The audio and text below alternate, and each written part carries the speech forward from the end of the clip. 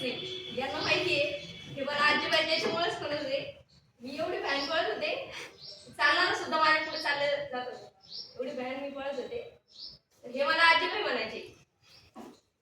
पण शेवटचे जे माझं ग्राउंडची डेट आली मला, त्या या दिवशी होणार आहे, त्या दिवशी त्याच्या 15 दिवस अगोदर हे सर काय झाले होते, ते पाऊस पडल्यामुळे ग्राउंड वर व्हायचं. सर येत नव्हते एवढं थोडं.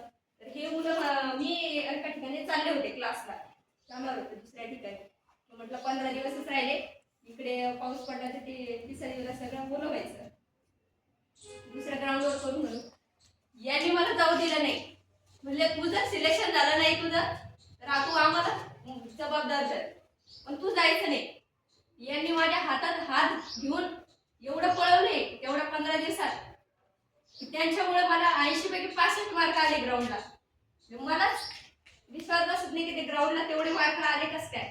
एवढे मी पळाले, पण तेवढ्या ग्राउंडला माझ्या वडिलांचे शब्द फक्त मला आठवले, तुला एवढ्या वेळेस पळायचे, त्याच्यानंतर कधीच पळायचं नाही.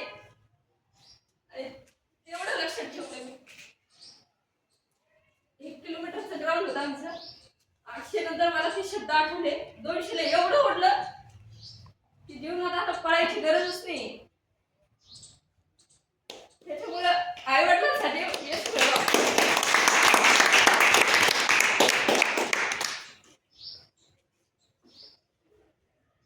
आई वडिलांनी एवढे कष्ट घेतलेले असतात, आपले शिक्षक झाले, शिक्षकांनी तर एवढे कष्ट घेतलेले असतात.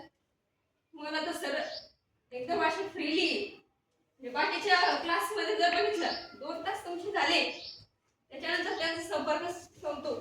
तुम्ही काय विचारायला गेले तर ते काही असं जास्त सपोर्ट करणार नाही. सर असे तुम्ही अर्ध्या रात्री सुद्धा सांगितलं सरांना की हे जमत नाही तर सर सांगणार आहे. एवढं मला तेवढ्या दिवसात अनुभवले मी.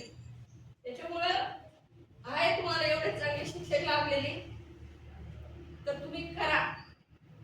आणि कष्टाशिवाय पर्याय नाही. आपण जेवढे कष्ट कराल तेवढं फळ आपल्याला लवकर भेटतं.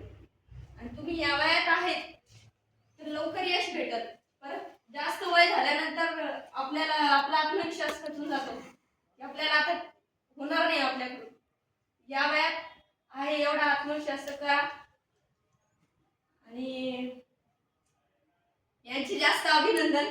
यांच्यामुळे हे सिलेक्शन झाले. यांचे उपकार तर मी कधी विसरणारच नाही. कारण की माझ्या भावासारखे एवढा त्यांनी जीव लावलाय मला. अजूनही लावतात, विचारतात, फोन करतात. सर झाले, सरांनी पण खूप मेहनत घेतली माझ्यासाठी.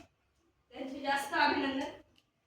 आणि थोडक्यात सांगाल मी अभ्यास कसा करायचा तर पहिले सिलेबस बघा, सिलेबस वाईज करा. जेवढा तुमचा सिलेबस पाठच ठेवा, एवढं आपल्याला विचारणार आहे.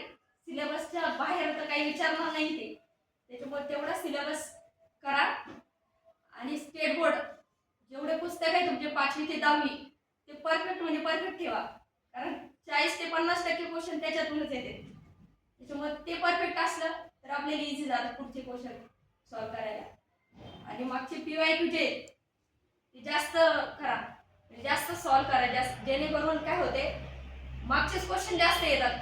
पोलीस भरती असो किंवा MPSC ला असो 30% क्वेश्चन तर मागचेच येतात. त्याच्यामुळे ते पण जास्त करा PYQ. आणि राहिला चॅप्टर वाईज करा.